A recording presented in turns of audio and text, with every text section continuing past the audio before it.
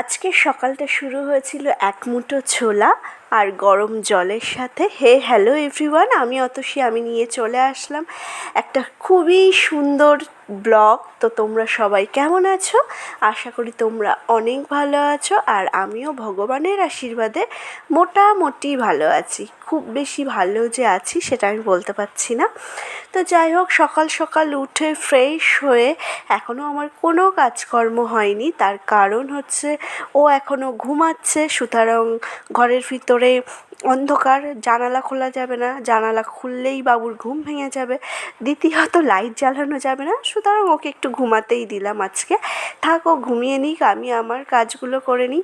আর এর ফাঁকে চলে এসছে মুষলধারে বৃষ্টি, যে বৃষ্টির কোনো থামাথামির কোনো একটা নেই, কোনো একটা পয়েন্ট নেই যে এই পয়েন্টে থেমে যাবে, হয়েই যাচ্ছে তো হয়ে যাচ্ছে।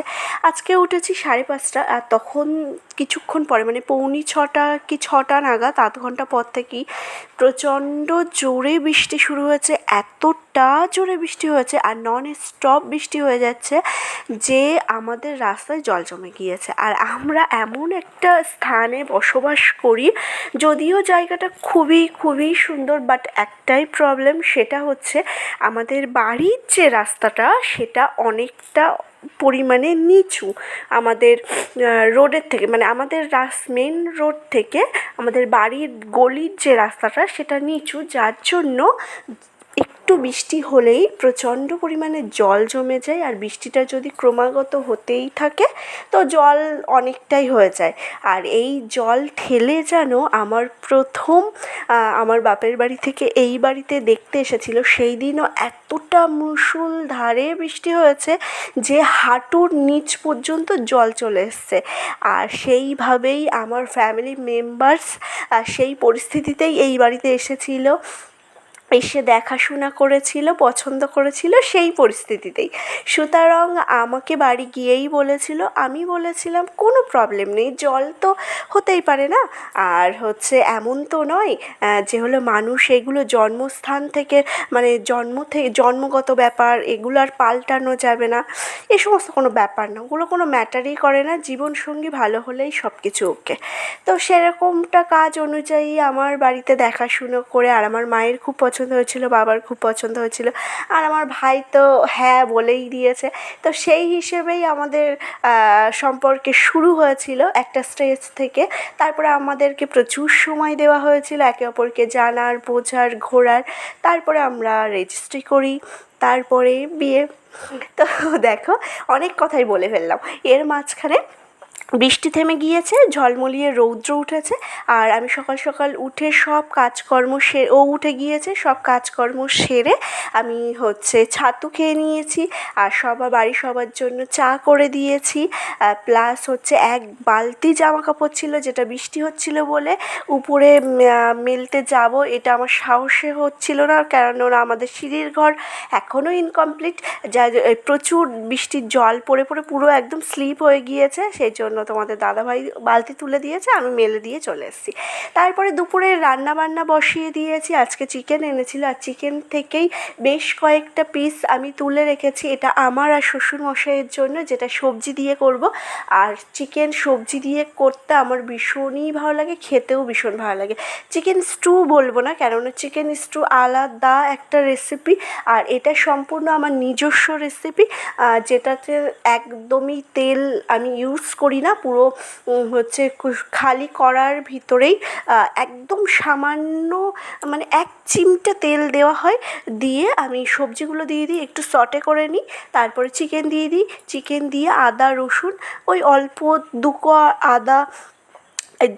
কোয়া রসুন আর হালকা একটু আদা ভালো করে গ্রেট করে দিয়ে দিই, আর একটু লবণ, হলুদ, গোলমরিচের গুঁড়ো, ব্যাস, আর কিছুই যায় না এটাতে।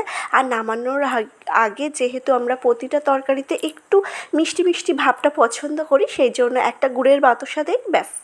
আর তারপরে দেখো আজকে দুপুরের মেনুতে কী কী ছিল তোমাদের বলি। আমার আর শ্বশুরমশাইয়ের জন্য সবজি দিয়ে চিকেন ছিল, আর হচ্ছে আমার হাজব্যান্ড আর শাশুড়ি মায়ের জন্য আলু দিয়ে চিকেন ছিল, চিকেন কষা, কাঁকরোল ভাজা ছিল, কেওড়ার টক ছিল, আর স্যালাডের শসা ছিল। তো খাওয়া দাওয়া কমপ্লিট করে আমরা ঘুমিয়ে পড়েছিলাম। আর আজকে কারেন্টটা প্রচণ্ড জ্বালিয়েছে, একদমই ঘুমাতে দেয়নি, বারবার গিয়েছে এসেছে। এই ঝামেলার মাঝখান থেকেও যতটুকু ঘুমাতে পেরেছি ওই ততটুকুই। তো ঘুম টুম সেরে উঠে, আর আমার ঘুম থেকে উঠলে প্রচণ্ড খিদে পেয়েছে, এটা বিয়ের আগে থেকেই, কেন আমি জানি না। তো এখন ওই ছোলার প্যাকেট, মানে ভাজা ছোলা, এটাই আমি খাই। এটা খুবই ভালো, অনেকক্ষণ পেটে থাকে, খিদে পায় না, প্লাস হচ্ছে একটা আলাদা এনার্জি পাওয়া যায় এই। আর এটাতে একদম কোনো ক্যালোরি নেই। তোমরা যারা ডায়েটে আছো অবশ্যই এটা তোমাদের মেনুতে অ্যাড করতে পারো। তারপরে বাবা দেখো কাজে চলে যাবে, তো বাবার জন্য করে দিয়েছি চা, শুধুমাত্র বাবার জন্যই এখন। আর আমি তো চা খাই না, বাট আজকে একটু খাবো, কেননা আমার প্রচণ্ড একটু ঠান্ডা মতো লেগেছে, জ্বর ভাব। আমি 650 দুপুরে খেয়ে শুয়ে পড়েছিলাম, তবু একটু খাবো, আদা দিয়ে কড়া করে চা করে আজকে একটু খাবো। তো বাবার রুটি করা ছিল, তো রুটি দিয়েই বাবা চা খেয়ে নিচ্ছে, আর আমি বসেছিলাম, কেননা এই বিভিন্ন রকম কথাই হচ্ছিল আমার শ্বশুরমশাইয়ের সাথে, যে হলো কালকে আয়ুষ্মান ভারতের ছবি তুলতে হবে, এই সমস্ত বিষয়ে একটা কথাবার্তা হচ্ছিল। তো এই কথাবার্তা বলতে সন্ধে হয়ে গিয়েছে, আর সন্ধে দেওয়াও হয়ে গিয়েছে, ভোগ দেবে। তো আমি এবার যাব স্নান করতে। আর এই বাড়ি আসার পর থেকে আমার এমন একটা অভ্যাস হয়ে গিয়েছে যে সন্ধেবেলা স্নান না করলে আমার যেন কেমন একটা শরীরের ভিতর অস্বস্তি হতে থাকে, প্লাস প্রচণ্ড গরম লাগে, যে গরমটা আমি বলে বোঝাতে পারবো না, এমন একটা গরম লাগে। আর আমি রিল্যাক্স ফিলও করি না, চান করলে আমি রিল্যাক্স একটা ফিল করি। তারপরে যেমন বলা তেমন কাজ, আদা দিয়ে খুব কড়া করে একটা চা বানিয়েছি গুড়ের বাতাসা দিয়ে, তো চাটা খেয়ে নিয়েছি। আর আমি হচ্ছে রুটি দিয়ে খেয়েছিলাম। তারপরে এই ঘরে চলে এসেছি এডিট করতে। শুভ সন্ধ্যা সবাইকে। সবাই কী করছো বলো?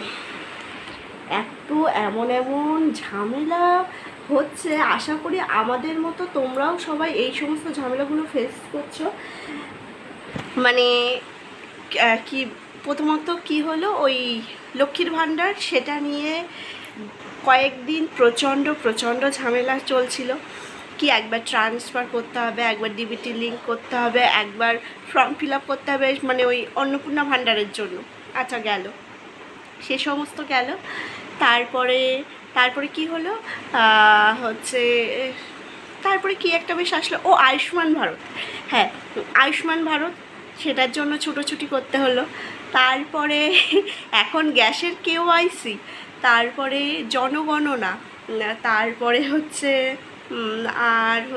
আর এইগুলো সব কটা প্রসেসই অফলাইন করতে হবে, আবার অনলাইন করতে হবে, দুটো করতে হবে। মানে শুধু অনলাইন করলে হবে না, শুধু অফলাইন করলেও হবে না, দুটো প্রসেসেই করতে হবে। কি একটা জ্বালাতন, আসি ঠিকুজি কুষ্টি সব কিছুই দিতে হবে। তারপরে ওই রেশন কার্ড যে বাতিল হয়ে যাওয়া, বা হলো যারা গভর্নমেন্ট সার্ভিস করে তাদের হচ্ছে স্যালেন্ডার করতে হবে কার্ড, এই সব ঝামেলা। মানে মানুষ অতিষ্ঠ হয়ে যাচ্ছে একের পর এক। আর সবথেকে বড় বিষয় হচ্ছে, আমি না একটা জিনিস ভাবছি, যে যাদের বাড়ি বোঝে না, মানে অনেক তো এরকম বাড়িও আছে যে তারা বোঝে না অতটা, বা তখন তারা কি করবে? মানে একটা তো বোঝারও তো একটা মানুষের প্রয়োজন আছে। আর অনলাইনে দোকানদারগুলো, মানে অনলাইনের যে যারা কম্পিউটারের সামনে বসে আছে, তারা যা প্রাইস রাখছে একটার, মানে একটা সামান্য ফর্ম ফিল আপ 50 টাকা, একটা এইটা 50 টাকা। মানে যারা বোঝে না, হয়তো ফোন থেকেই করা যায়, কিন্তু অনেকে তো এমন আছে যে তারা বোঝে না, অতটা পারে না, এবার তারা তো অনলাইনে দোকানে যাচ্ছে। কি মারাত্মকভাবে মানে প্রাইস রাখছে একটা জিনিসের ধারণার বাইরে। মানে কি সে বলার মতো না, এরকম একটা জ্বালাতন। এবার হচ্ছে সব থেকে বড় কথা, ওই আবার শোনা যাচ্ছে যে আয়ুষ্মান ভারতের ছবি তুলছে। এবার ছবি তুলছে তার জন্য আবার একটা দিনের প্রয়োজন। এবার তোমাদের দাদা ভাই ও ছুটি পাচ্ছে না, কি একটা জ্বালাতন। আমার হচ্ছে শাশুড়ি মা বকেই যাচ্ছে, সবার করা হয়ে গেল, আমাদের হচ্ছে না। কি একটা মানে ভীষণই বাজে একটা এই প্রবলেমে যা ফেস করছে, যা অনেকেই ভীষণই বাজে সিস্টেমটা তৈরি হয়েছে। আমার মতে বলে যে কোনো একটা দিকে করা উচিত, মানে হয় অফলাইন না হয় অনলাইন, যে কোনো একটা। মানুষ দুই দিকে ছুটে পারে, কি একটা জ্বালা বলো তো। আবার শুনছি যারা মানে যারা অন্নপূর্ণা ভাণ্ডার ফর্ম ফিল আপ করেছো আর যাদের টাকা পেয়েছো, তারা সবাই, আমার বাড়িতে আমার মাও পেয়েছে, তা হচ্ছে তারা সবাই নাকি তাদের নাকি টাকা দিচ্ছে না, মানে এই মাসে নাকি তাদের টাকা ঢোকেনি। কি একটা মানে বিশ্রী বাজে ব্যাপার। এই মাসে টাকা ঢোকে নিয়ে বললো 17 তারিখ থেকে নাকি যাবে আর কি। আবার এটারও ভেরিফিকেশান করছে, এখনও চলছে কন্টিনিউ। 17 তারিখ থেকে সবার অ্যাকাউন্টে টাকা ট্রান্সফার হবে। কতটা কি সত্য না মিথ্যা তা জানি না। এখন আমার মায়ের অ্যাকাউন্টে গেলে তবে আমার মায়ের কাছে শুনলে বোঝা যাবে, বা আশেপাশে সমস্ত লোকজন বলা কওয়া করলে তখন একটা বোঝা যাবে যে না কতটা সত্যি না কি একটা পরিস্থিতি। যাই হোক, সবাই ভালো থেকো, সুস্থ থেকো। আমি যেমন, আমার একটার পর একটা হঠাৎ করে শরীর খারাপ লেগেই আছে, কেন আমি বুঝতে পারছি না। প্রচণ্ড গ্যাসের পেন হলো, ইনজেকশন দেওয়া হলো, মেডিসিন দেওয়া হলো, সেটা থেকে যদিও বা একটু রেহাই পেলাম, তারপর থেকে প্রচুর উইক আমার ফিল আসছে, সেটা থেকেও একটু রেহাই পাচ্ছি, আবার মাঝে জ্বর। এখন আজকে সকালবেলা থেকে ওই গলার এইখান থেকে জ্বালা করছে, প্লাস হচ্ছে নাক বিড়বিড় করছে, মানে ঠান্ডা লাগার আগে যে প্রসেসগুলো হয়, আর বুঝতে পারছি যে ঠান্ডা একটা লাগবে, এরকম একটা অত্যাধিক গরম লাগছে, গলা শুকিয়ে যাচ্ছে। আবার P650 দুপুরবেলা একটা খেয়ে শুয়েছি, তো এখন একটু বেটার লাগছে। কি একটা হয়েছে শরীরে কে জানে। তো সবাই ভালো থেকো, সুস্থ থেকো, দেখা হচ্ছে একটা নেক্সট ভিডিওতে। আর আমার ভিডিও ভালো লাগলে অবশ্যই লাইক কমেন্ট করো, সাবস্ক্রাইব করে আমার পাশে থেকো। আজকে তাহলে আসি, টাটা।